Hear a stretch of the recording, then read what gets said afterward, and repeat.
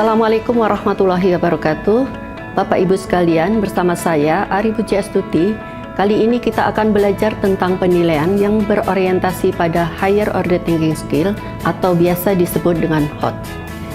Penilaian menurut Permendikbud nomor 23 tahun 2016 adalah proses pengumpulan dan pengolahan informasi untuk mengetahui pencapaian hasil belajar peserta didik. Proses penilaian dilakukan dengan menggunakan berbagai teknik penilaian, menggunakan berbagai instrumen, menggunakan berbagai sumber agar lebih komprehensif. Fungsi penilaian bukan sekedar untuk mengetahui pencapaian hasil belajar peserta didik, namun juga dapat mengetahui kemampuan peserta didik dalam belajar. Hal yang perlu dipersiapkan oleh guru sebelum melakukan penilaian adalah menetapkan KKM. KKM itu adalah kriteria ketuntasan minimal. Kriteria ketuntasan minimal dilakukan supaya guru tahu mana siswa atau peserta didik yang akan melakukan remedial atau pengayaan. Setelah KKM ditentukan, capaian hasil belajar peserta didik akan dievaluasi. Apabila peserta didik belum tuntas, maka dia harus melakukan remedial. Namun apabila dia sudah tuntas, dia bisa melakukan pengayaan. Assessment of Learning merupakan penilaian yang dilaksanakan setelah proses pembelajaran selesai. Proses pembelajaran selesai tidak selalu terjadi di akhir tahun atau di akhir peserta didik menyelesaikan pendidikan pada jenjang tertentu, namun juga pada tema-tema tertentu. Assessment for Learning dilakukan selama proses pembelajaran berlangsung dan biasanya digunakan sebagai dasar untuk melakukan perbaikan proses belajar mengajar. Pada Assessment for Learning, pendidik memberikan umpan balik terhadap proses belajar peserta didik, memantau kemajuan, dan menentukan kemajuan belajarnya. Assessment as Learning mempunyai fungsi mirip dengan Assessment for Learning, yaitu berfungsi sebagai formatif dan dilaksanakan selama proses pembelajaran berlangsung. Perbedaannya adalah Assessment as Learning melibatkan peserta didik secara aktif dalam kegiatan penilaian tersebut. Penilaian menurut kurikulum 2013 terdiri dari 3 aspek. Yang pertama yaitu penilaian sikap, yang kedua pengetahuan, dan keterampilan. 1. Penilaian sikap. Pelaksanaan penilaian sikap ditujukan untuk mengetahui kecenderungan perilaku spiritual dan sosial peserta didik, baik di dalam maupun di luar kelas sebagai hasil pendidikan. Teknik penilaian sikap bisa dilakukan dengan teknik observasi, penilaian diri, dan penilaian antar teman. Penilaian diri dan penilaian antar teman dilakukan dalam rangka pembinaan dan pembentukan karakter peserta didik yang hasilnya dapat dijadikan sebagai salah satu data konfirmasi dari hasil penilaian sikap oleh pendidik. 2. Penilaian pengetahuan. Penilaian pengetahuan adalah proses pengumpulan dan pengolahan informasi untuk mengukur proses dan hasil pencapaian kompetensi peserta didik yang berupa kombinasi penguasaan proses kognitif atau kecakapan berpikir, mengingat, memahami, menerapkan, menganalisis, mengevaluasi, dan mengkreasi dengan pengetahuan faktual, konseptual, prosedural, dan metakognitif. Teknik penilaian pengetahuan dilakukan dengan berbagai teknik. Pendidik dapat memilih teknik penilaian yang paling sesuai dengan karakteristik kompetensi dasar atau indikator atau tujuan yang akan dinilai. Teknik yang biasa digunakan adalah tes tertulis, tes lisan, dan penugasan. Yang ketiga yaitu penilaian keterampilan. Penilaian keterampilan itu merupakan penilaian yang dilakukan untuk mengukur kemampuan peserta didik dalam menerapkan pengetahuannya atau melakukan tugas-tugas tertentu. sesuai dengan indikator yang akan dicapai. Penilaian keterampilan menggunakan beberapa teknik, yaitu yang pertama yaitu menggunakan praktik, kemudian yang kedua produk, dan yang ketiga yaitu proyek. 1. Penilaian praktik. Penilaian praktik merupakan penilaian yang menuntut respon berupa keterampilan melakukan suatu aktivitas sesuai dengan tuntutan kompetensi. Dengan demikian, aspek yang dinilai dalam penilaian praktik adalah kualitas proses mengerjakan atau melakukan suatu tugas. 2. Penilaian produk. Penilaian produk adalah penilaian terhadap proses pembuatan dan kualitas suatu produk. Penilaian produk meliputi penilaian kemampuan peserta didik membuat produk-produk teknologi dan seni seperti makanan, pakaian, hasil karya seni, dan lain-lain. 3. Penilaian proyek. Penilaian proyek merupakan kegiatan penilaian terhadap suatu tugas yang harus diselesaikan dalam periode tertentu. Tugas tersebut berupa suatu investigasi sejak dari perencanaan, pengumpulan data, pengorganisasian, pengolahan, dan penyajian data. Penilaian proyek dapat digunakan untuk mengetahui pemahaman, kemampuan mengaplikasikan, kemampuan penyelidikan, dan kemampuan menginformasikan peserta didik pada mata pelajaran tertentu secara jelas. Ada juga penilaian portofolio. Penilaian portofolio itu bisa diartikan sebagai kumpulan kinerja siswa atau dokumen yang sistematis yang berisi perkembangan peserta didik dalam belajar.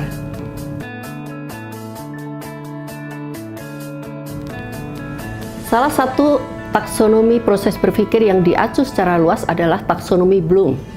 Taksonomi Bloom ini sempat direvisi pada tahun 2001 yang mencakup 6 ranah berpikir. Yang pertama yaitu kognitif 1 itu mengingat, kognitif 2 memahami, kognitif 3 menerapkan, kognitif 4 menganalisis, kognitif 5 mengevaluasi, dan kognitif 6 mengkreasi. Karakteristik instrumen penilaian HOTS. Soal yang termasuk higher order thinking skill atau HOTS memiliki ciri-ciri: 1. Transfer satu konsep ke konsep lainnya. 2. Memproses dan menerapkan informasi. 3. Mencari kaitan dari berbagai informasi yang berbeda-beda. 4. Menggunakan informasi untuk menyelesaikan masalah. 5. Menelaah ide dan informasi secara kritis. Berikut ini dideskripsikan beberapa karakteristik instrumen penilaian berpikir tingkat tinggi. 1. Mengukur kemampuan berpikir tingkat tinggi. 2. Bersifat divergen. 3. Menggunakan multi representasi. 4. Berbasis permasalahan kontekstual. 5. Menggunakan bentuk soal beragam. Level 1 pengetahuan dan pemahaman. Level kognitif, pengetahuan dan pemahaman ini mencakup proses berpikir mengetahui atau C1 dan memahami atau C2. Ciri-ciri soal pada level 1 ini biasanya mencakup atau mengukur pengetahuan faktual, konseptual, dan prosedural. Terkadang soal-soal di level 1 ini merupakan soal yang tergolong sukar. Karena untuk menjawab peserta didik harus bisa menghafal rumus, bisa mengetahui tentang peristiwa tertentu, menghafal, dan menyebutkan langkah-langkah tertentu. Tetapi itu bukanlah soal yang hot. Level 2 aplikasi. Soal-soal pada level kognitif aplikasi ini membutuhkan kemampuan yang lebih tinggi daripada level pengetahuan dan pemahaman. Level kognitif ini mencakup dimensi proses berpikir menerapkan atau mengaplikasikan yang biasanya terletak pada kognitif 3. Ciri-ciri soal pada level 2 atau aplikasi ini mengukur kemampuan menggunakan pengetahuan dan konsep dalam mapel yang sama atau mapel yang lainnya. C. Level kognitif. Sebagaimana telah diuraikan sebelumnya, terdapat beberapa kata kerja operasional yang sama, namun berada pada ranah yang berbeda. Perbedaan penafsiran ini sering muncul ketika guru menentukan ranah KKO yang akan digunakan dalam penulisan indikator soal. Untuk meminimalkan permasalahan tersebut, Puspendik pada tahun 2015 mengklasifikasikannya menjadi 3 level kognitif, sebagaimana digunakan dalam kisi-kisi ujian nasional sejak tahun pelajaran 2015-2016. Pengelompokan level kognitif tersebut yaitu level 1, pengetahuan dan pemahaman, level 2, aplikasi, dan level 3, penalaran. Level 3, penalaran. Level penalaran merupakan level kemampuan berpikir tingkat tinggi atau HOTS, karena untuk menjawab soal-soal pada level 3, peserta didik harus mampu mengingat, memahami, dan menerapkan pengetahuan faktual, konseptual, dan prosedural, serta memiliki logika dan penalaran yang tinggi untuk memecahkan masalah-masalah kontekstual atau situasi nyata yang tidak rutin.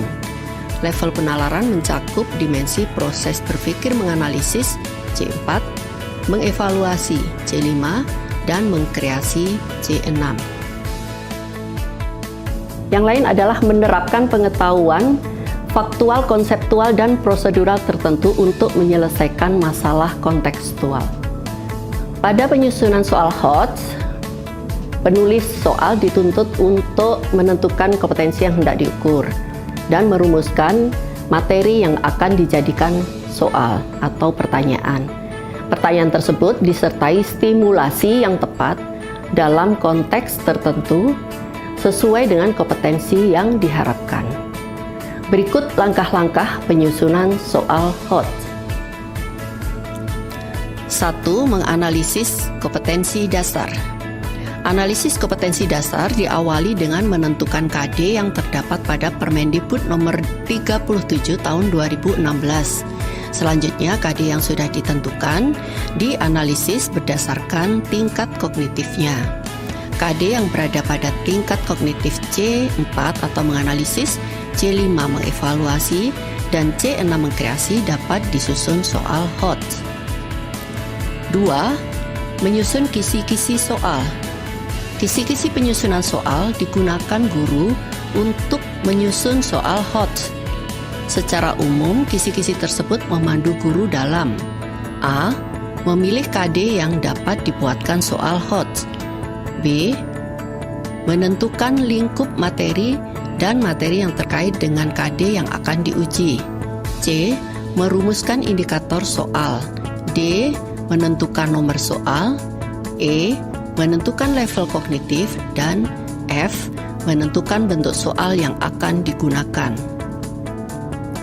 3. Memilih stimulus yang tepat dan kontekstual.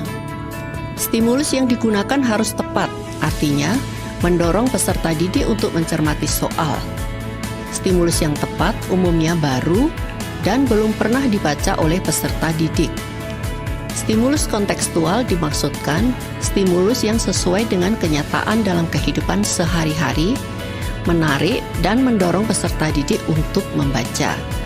Dalam konteks ujian sekolah, guru dapat memilih stimulus dari lingkungan sekolah atau daerah setempat. 4. Menulis butir pertanyaan sesuai dengan kisi-kisi soal.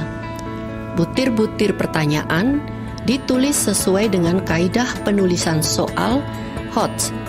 Kaidah penulisan butir soal HOTS agak berbeda dengan kaidah penulisan butir soal pada umumnya. Perbedaannya terletak pada aspek materi, sedangkan pada aspek konstruksi dan bahasa relatif sama.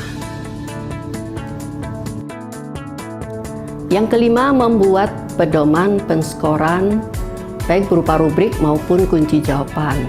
Setiap butir soal HOTS harus dilengkapi dengan pedoman penskoran maupun kunci jawaban. Kalau ibu dan bapak menggunakan soal pilihan ganda, maka ibu dan bapak harus menyiapkan kunci jawabannya.